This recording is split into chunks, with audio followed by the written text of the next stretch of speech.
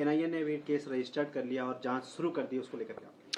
एक तरफ तो खुद वहाँ की सरकार और पुलिस ये मान रही है कि दावत-ए इस्लामी और पाकिस्तान के साथ इस आतंकी घटना, इस आईसिस स्टाइल एग्जीक्यूशन के लिंक जुड़ते हैं, परंतु ये सवाल पूछने के बदले कि इस दावत-ए इस्लामी की साजिश को दावत किसने दी, वहाँ के मंत्री, गहलोत सरकार के मंत्री प्रसादी लाल मीणा इस इस्लामिक आतंकी हमले पर भी लीपापोती करने की और उसका बचाव करने की कोशिश करते हैं, जायजीकरण करने की कोशिश करते हैं। जिस प्रकार से उन्होंने एक विवादास्पद बयान दिया है, ये दिखाता है कि राजस्थान की सरकार और पुलिस का हमेशा से रवैया यही रहा है कि या तो दंगा हो तो दंगाई बचाओ। इसलिए करौली का मुख्य आरोपी आज तक पकड़ा नहीं गया।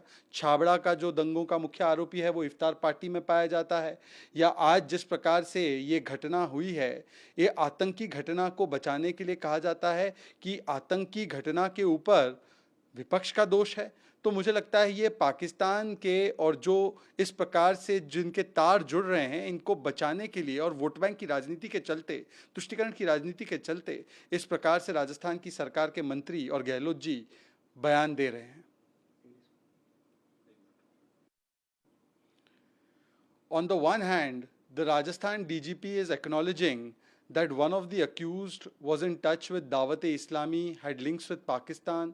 It is open for all to see that this was an ISIS-style execution, and it was not just a murder, but in fact it was an event of terror that took place in Rajasthan during the broad daylight. But on the other hand, even as the Rajasthan police acknowledges this, the question is that should be asked is that who was giving dawat, or what politics was giving dawat to such Dawat-e-Islami?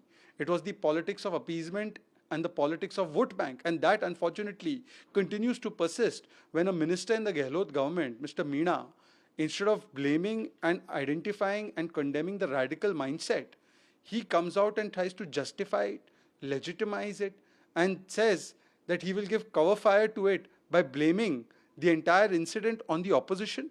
So is this not a cover fire for the Atanki mindset? Time and again we have seen in the case of riots, when Karoli riots take place, the main accused has not been caught. The Chhabra riots took place, the main accused was seen in the Iftar party of Ashok Gehlot. First it was Dangai Bachao, now it is Atanki Bachao.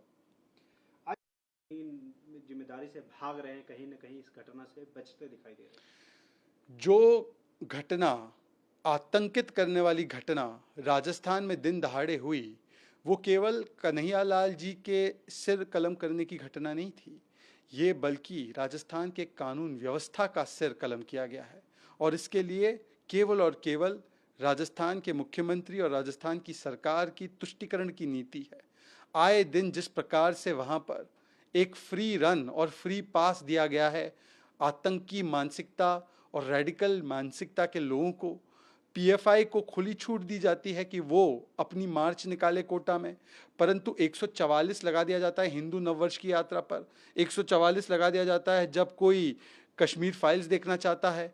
तो इस प्रकार का भेदभाव भरा रवैया और जिस प्रकार से कभी बलात्कारी बचाओ, कभी मतलूब अहमद जैसे दंगाई बचाओ, ये अभियान चालू रहने की वजह से लगातार वहाँ पर जो रेडिकल एलिमेंट्स हैं उनके हौसले पूरी तरह से बुलंद है और उन्हें लगता है कि आईएनसी इंडियन नेशनल कांग्रेस नहीं, ये इस्लामो नाजी कांग्रेस है जो इस्लामिस्ट रेडिकल्स को फ्री रन देती है, खुली छूट देती है।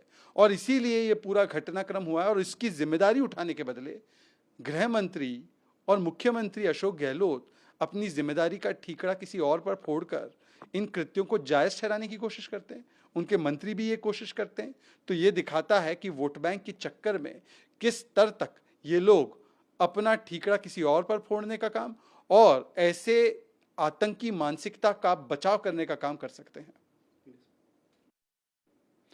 It is not only Kanhaiyalal ji who was beheaded in this ISIS-style execution that took place in Rajasthan, which is nothing short of a terror incident and a terrorizing incident.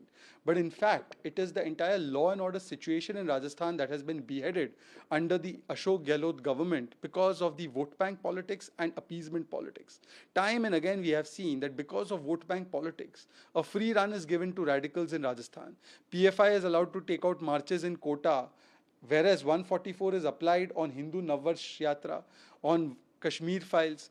Hindus are told to avoid their rallies, but the free run is given to such kinds of radical groups. When riots take place, Ashok Gehlot and the government comes and says that riots did not take place. They try to protect people like Matloob Ahmed, who's still on the run, despite being the main accused in Karoli riots. The main accused in Chhabra riots was seen in the iftar party of Ashok Gehlot. They sometimes do Balatkari Bachao, sometimes they do Dangai Bachao, and today Ashok Gehlot ji and his ministers are trying to shift the blame on somebody else. They are trying to justify this incident. They are trying to give logic and reasoning why this incident took place. This shows their mindset to now do Atanki Bachao. And because the Atankis, because these people, these radical elements know that this is the government not of INC, Indian National Congress, but Islamo-Nazi Congress, which allows a free run to Islamist radicals. Therefore, these kinds of incidents take place. And therefore, Ashok Gehlot ji should tell us as Home Minister and Chief Minister, shouldn't he be taking responsibility rather than transferring the blame on somebody else? नमस्कार, मैं हूं मानक गुप्ता। अगर आपको हमारा ये video पसंद आया हो तो इसे लाइक और शेयर जरूर करें। और हां, हमें सब्सक्राइब और फॉलो करना ना भूलें ताकि आप देश और दुनिया की कोई खबर मिस ना करें। तो जुड़े रहिए हमारे साथ और देखते रहिए न्यूज़ 24।